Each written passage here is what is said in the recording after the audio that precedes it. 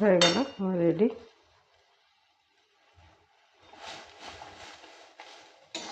আপনারা জল জলও রাখতে পারেন, ঝোল ঝোলও করতে পারেন, আবার শুকনো শুকনোও করতে পারেন। আমি মিডিয়াম রাখছি, একদম শুকনোও করব না, আবার বেশি জলও রাখবো না। হয়ে গেছে, আমি এবার এটা নামিয়ে দিচ্ছি। আমার হয়ে গেছে রেডি শাক দিয়ে ডাল। এটা অবশ্যই এভাবে একবার বানিয়ে খেয়ে দেখবেন। আর আমার ভিডিও যদি রেসিপিটি ভালো লেগে থাকে অবশ্যই একটি লাইক দিবেন, সাবস্ক্রাইব করে রাখবেন পরবর্তী আরও রেসিপি, নতুন নতুন রেসিপি পাওয়ার জন্য। সকলকে অসংখ্য ধন্যবাদ।